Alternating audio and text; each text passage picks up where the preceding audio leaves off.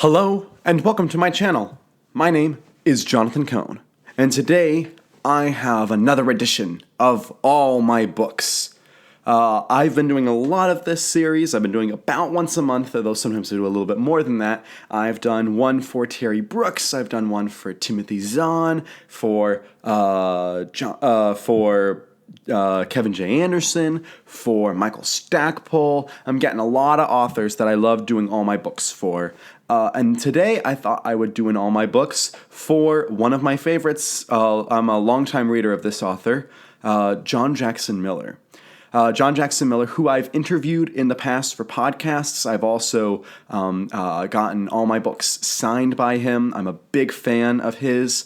I've read every novel he's put out thus far. There's a few short stories of his I haven't been able to get, but I have all of his novels. And I hope to collect some of his comics eventually. But John is someone I love following. I love collecting his books, and I love just about every single book he's put out. He's one of those authors that you say never writes a bad book. Some people feel that way about Stephen King. Some people feel that way, about Brandon Sanderson, that type of thing. I do believe John Jackson Miller doesn't write a bad book. Now, some of his books I think are way better than others, and some of them are not as good as others, but he still writes great books, and I really enjoy them. So I'll go through them, and mostly this will be in publication order with one exception. I have 5 books of his from Star Wars, and I have 8 books of his from Star Trek, and then I have 1 set in his own original series. So I think that puts me somewhere around 14 books total to talk about. So going through them first is, the reason I put books in quotation mark a second ago is because I have one of his comics, The Knights of the Old Republic, Volume 1 from Dark Horse. This is the collection of the first, I think it's the first 6 issues in the Knights of the Old Republic comic. I read this at college, and I loved it. I had so much fun with this with this comic. It really felt like a big story to me, and I wish I could find the other volumes for cheap. Everywhere I've looked for them, they've been fairly expensive. But I loved reading this volume, and it made me want to read more comics by JJM. So the next book I have is Knight Errant, his first ever novel. It was only really released in mass market paperback, which is what I have. And this was a novel that tied into a comic series he did, set kind of in the Old Republic. You're following Kira, the young Jedi Knight who is off on her own hunting the Sith Lords. And what makes this story great is you see the different types of Sith. And you see how different types of Sith have similar ideologies, but the way they practice those ideologies is different. And John Jackson Miller has talked about how this is like communism, how communism is different in other countries, even though they have the same goals, same ideals, the way they practice that communism is different. So I absolutely loved, really enjoyed reading this book, and it's actually one of his weaker books, as it's his first novel, but I think it's really entertaining.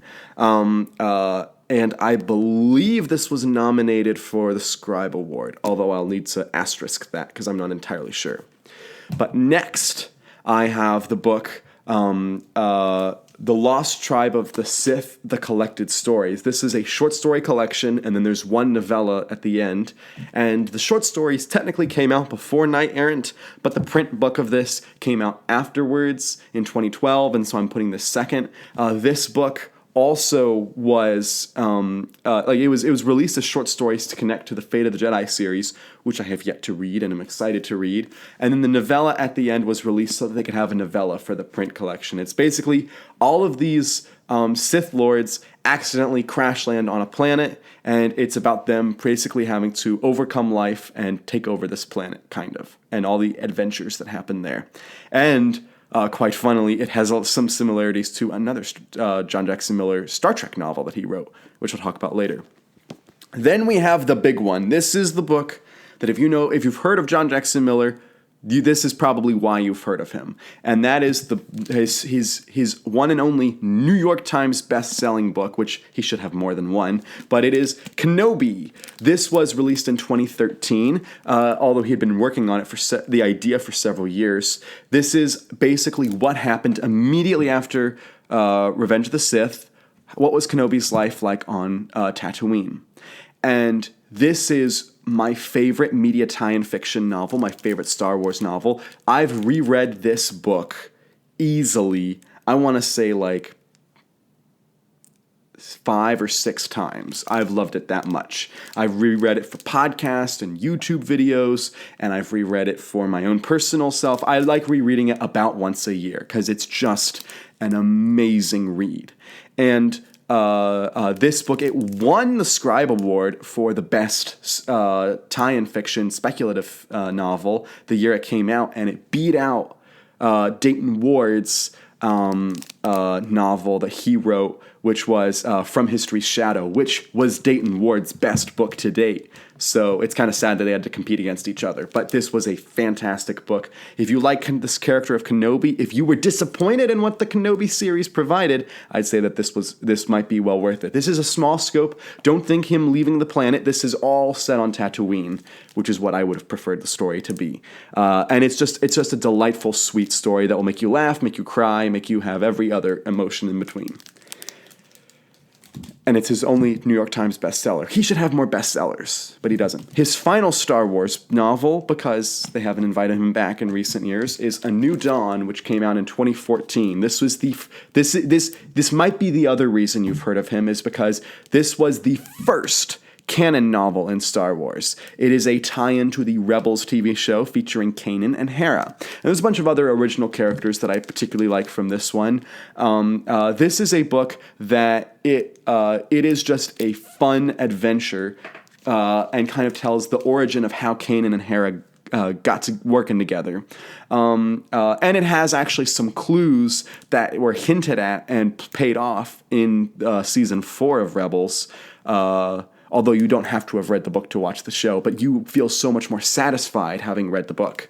But this is just a fun book to read. And it was sadly his last novel. He has written short stories for some of the short story collections that have come out, but those were just a short story that he's done recently. They need to bring him back. Star Wars editors, if you're listening, bring him back for Star Wars novels. Next, before I go into his Star Trek novels, I'm going to take a step back to 2013 from him and talk about his original novel from his original universe that was called Overdraft, The Orion Offensive. This was a book that he released from 47 North, which was an arm of Amazon's publishing, basically, that was an original science fiction concept for him. That was basically one guy is helping fund this trading expedition, and he accidentally bankrupts the traders. So they basically grab him and make him be a frontline salesman, and he has to go to all these aliens and try to sell products to them. And chaos and shenanigans and fights and action scenes ensue. And it's such a delightfully fun story. This is also one of his weakest novels, but it's still super entertaining if you like it. And it was kind of released also serialized, an ebook format, and then they released the print version. And there are not many print versions left, let me tell you. Finding my copy was hard, and sadly it was already signed, but finding my print copy was hard. Next, let's go into his Star Trek novels. He's written a lot more Star Trek novels than he has Star Wars. Again, Lucasfilm, make that better. But his Star Trek novels have been wonderful. First, I have his Star Trek novel, which I hold as the best standalone Star Trek novel, and that is Takedown. This is a next-generation story with a little bit of stuff from Deep Space Nine. Basically, Riker, for some reason, has hijacked the Aventine and is causing chaos throughout the Alpha Quadrant. And other captains and commanders from other ships, from other races, like the Ferengi and the Romulans, are doing the same thing.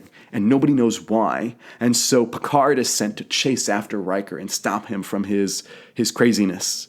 And it's a fun adventure, and it is really good and has a really great, oh, that makes so much sense moment to it.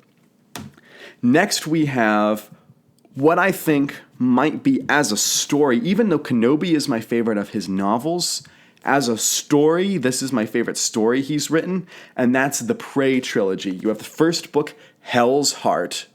From Hell's Heart, I stab at thee. And then you have the book, The Jackal's Trick, ooh, creepy looking cover, and then The Hall of Heroes. These are my favorite of his covers, and I remember the first time I read these. With just about all of his books, I remember where I was in my life because these books mean so much to me.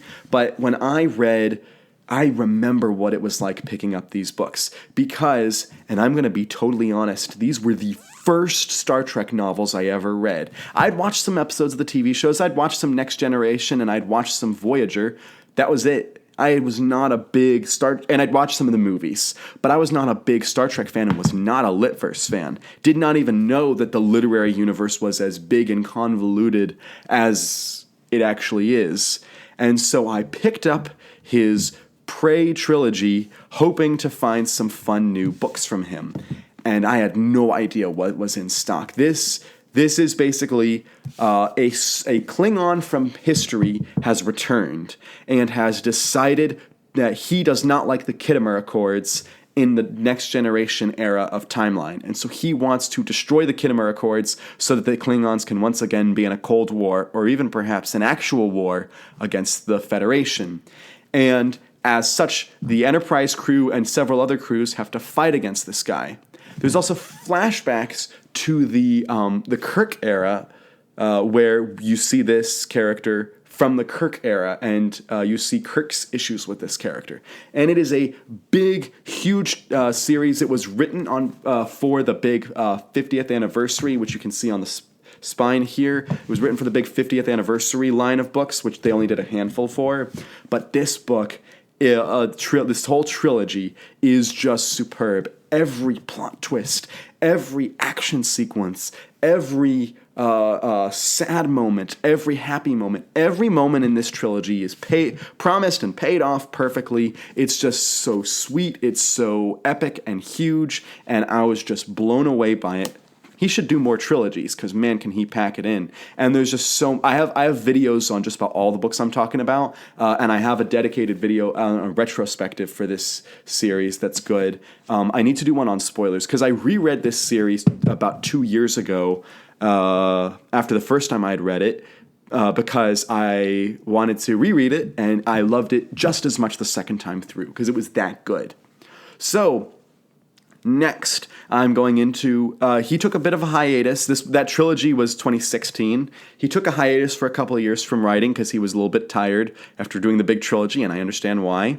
And then he wrote The Enterprise War for Discovery. Now, I'm not a big Discovery fan. I did not like the TV show that much. I watched most of the first season, and I gave up after that.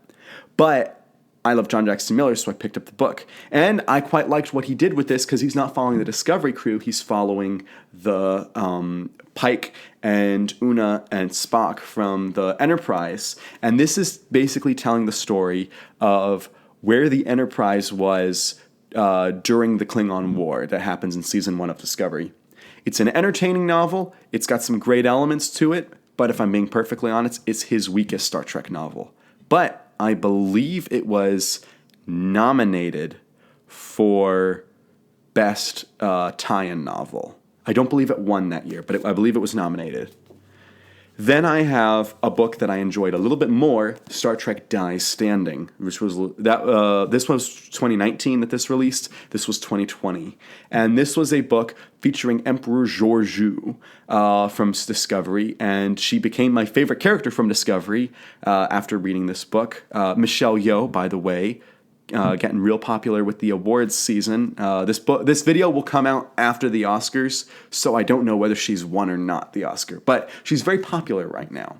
And this novel, Die Standing, is a delightful book about her character, Georgiou, who is now trapped in the Prime timeline. And what is she going to do? She's no longer in the Mirror Universe. She needs to find purpose, and this book finds purpose and is just delightful. Delightful. And this won the Scribe Award, as it should have. It was a delightful book. Then we have the book Picard Rogue Elements, written by John Jackson Miller, which was also very good. This book was a surprise book, because when John wrote this book, he meant it to be just a fun romp. And it is a fun romp, which a lot of his books are. But what made this one special was it had some surprisingly deep themes, some deep questions that it made me ask. And I was like, man, I didn't expect that. Like, I expected just to be entertained, and now you're making me sad in a good way. So this was just amazing, and I believe this one also was nominated and won the Scribe Award because it's that good. And then his final novel, which just came out this past week that I'm recording this, and I actually literally finished about an hour ago as I'm recording this video. I just made my review, which is already out on the channel. But that is Strange New Worlds, The High Country, which is his biggest novel in terms of word count. Page count, they had to squish the lines together. They made it a smaller font so that they could save paper. But it is his longest novel in terms of words, and it is epic, and it is a lot of fun, and it is a perfect Strange New Worlds novel, and fits these characters that he wrote about in Enterprise War well. So I loved this book. I've loved just about every book he's written, and I hope he continues to do more. Specifically, I hope Lucasfilm hires him to write more Star Wars books, because we need authors like him to write Star Wars, because he gets it. He gets it. But I don't think that'll happen again anytime soon. I'm going to cut in real quick because I forgot to include my German edition of Kenobi, which is a great edition. And this was really fun because when I brought this to John, it was the first time he'd ever seen one of these in the flesh, in print form, because he didn't get to sign them before. So I have the first signed copy of the German edition, signed that he had signed in person. So that was super cool. Anyway, back to Jonathan in the video. But if you've read any of these books, which ones did you like? Which ones did you like? Are you a big collector? Do you collect his novels as well? Let me know your thoughts down below in the comments section. And until next time, I'm Jonathan, and thank you for watching.